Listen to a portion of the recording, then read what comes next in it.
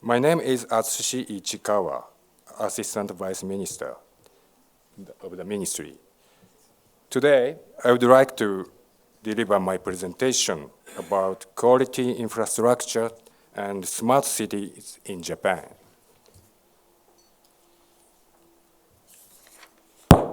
This is the content of a table of contents.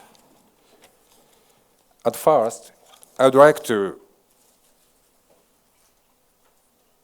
introduce our concept of quality infrastructure. APEC guideline on quality of infrastructure development and investment was revised last year. This activity was led by Japan. You can see 5 elements for quality infrastructure.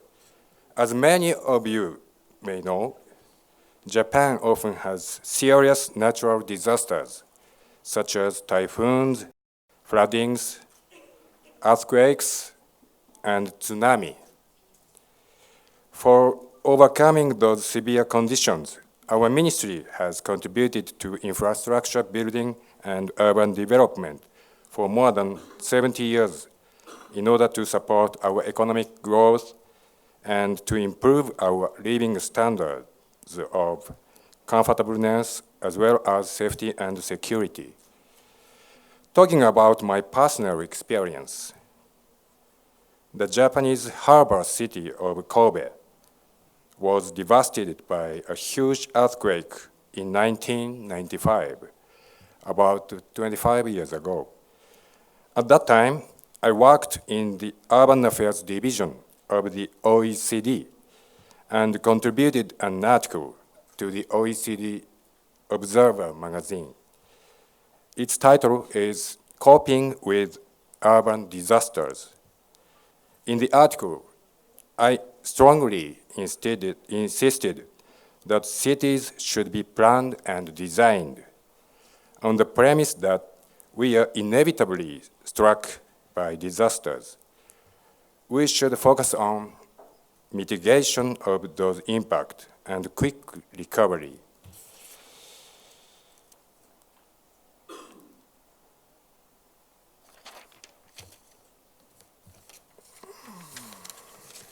At G20 Osaka in July, G20 countries agreed with the 6 principles for quality infrastructure investment, such as sustainable growth and development, life cycle cost, environmental considerations, resilience against natural disasters, social considerations, and infrastructure governance.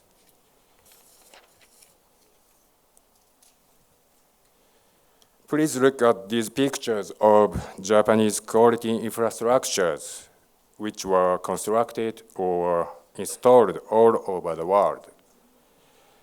For overseas projects, most of the Japanese ODA projects are handled and led by Japan International Cooperation Agency, called JICA. What I would like to emphasize is that we place great importance on capacity building for local people through foreign infrastructure investment. We call this approach Made with Japan. I would like everyone to memorize this phrase, Made with Japan. Secondly, I would like to introduce our concept of smart city and real cases in Japan. Last year, our ministry defined smart city this way: a sustainable city which incorporates ICT to solve various challenges and manage itself for its overall optimization. Actually, in my view, there is no right answer to be used universally. However, when we think that technologies should contribute to improvement of our living standard, at least we should put priority on solving the challenges that each city faces directly and effectively. we should start from discussions on challenges, not on technology. Now, let's see 3 real cases on smart cities in Japan. The first one is Futako Tamagawa. The concept of this project is transit-oriented development. This site for the amusement park had been closed for many years. However, the site has a great potential in terms of being quite near the hub station of 2 major railway lines towards the Tokyo Central area. Even before the project, it had more than 100,000 passengers per day. After the project started, commercial areas, hotels, offices, and bus terminal directly connected with the hub station were constructed. People there can enjoy its convenience and nature because all the facilities were designed to harmonize with the natural environment, such as the river and small woods, which remain untouched from ancient time. As a result of the project, Futako Tamagawa has become one of the coolest places. The number of passengers of the hub station increased by 58%, and the average land price of this area increased by 25%. In addition, most of the United States national team for Tokyo Olympic Games 2020 is going to stay in this area. Actually, I introduced Futako Tamagawa case at first because I live here.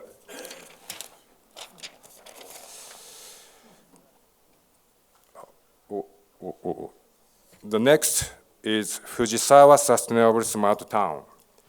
The key concept of this site is town where energy to live is generated. The site used to be a huge Panasonic factory and had been demolished for many years.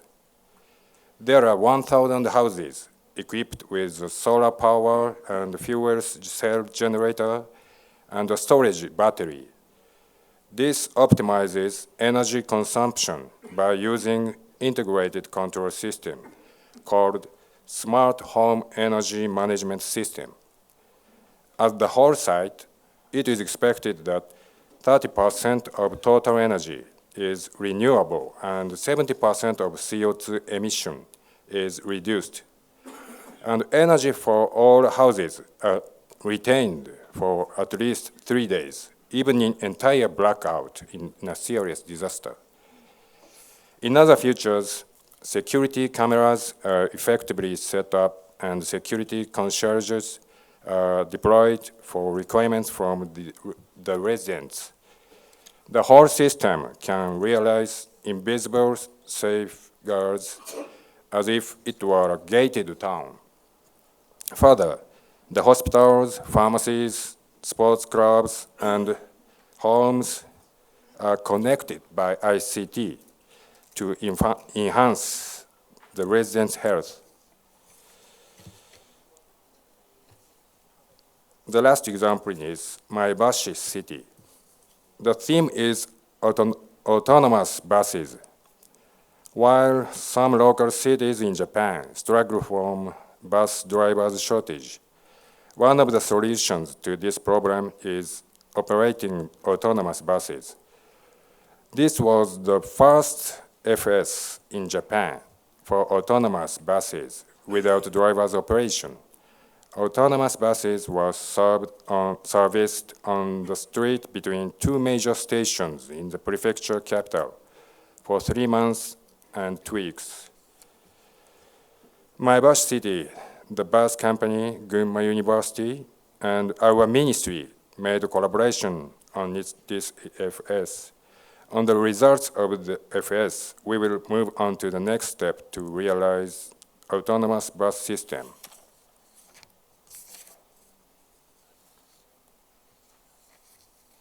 Next, I will introduce our scheme to support PPP projects with Japanese private sectors.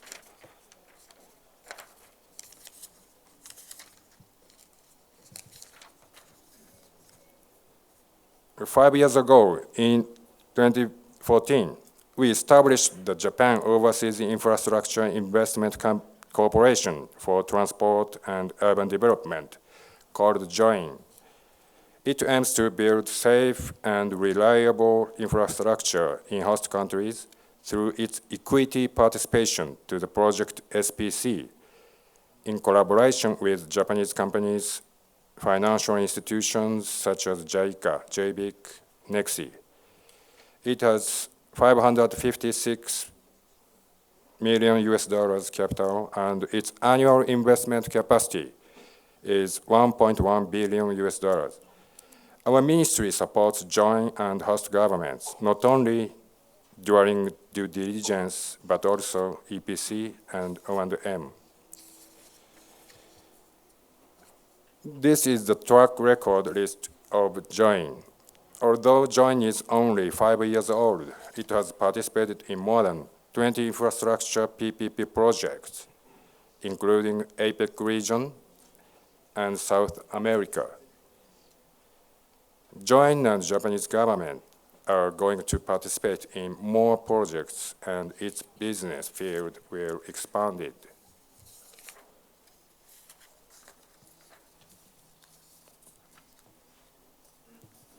Finally, I would like to introduce our activities for international collaboration.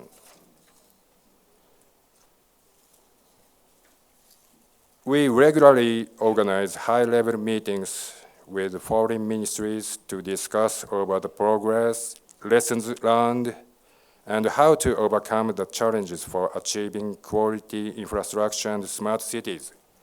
Last March, we hosted APEC Tokyo Conference on quality infrastructure. Thanks to the support by the Ministry of Public Works, Chile, the conference was successfully finished, as you can see this left-hand picture.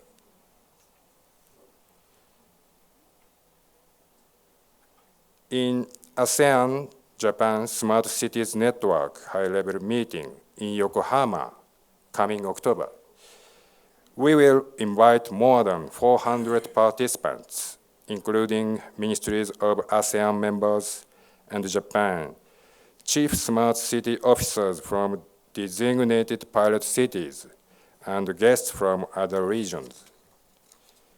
You will have a chance to make global network, visit infrastructure site, and enjoy Japanese culture. Please join us, and hope to see you in Yokohama.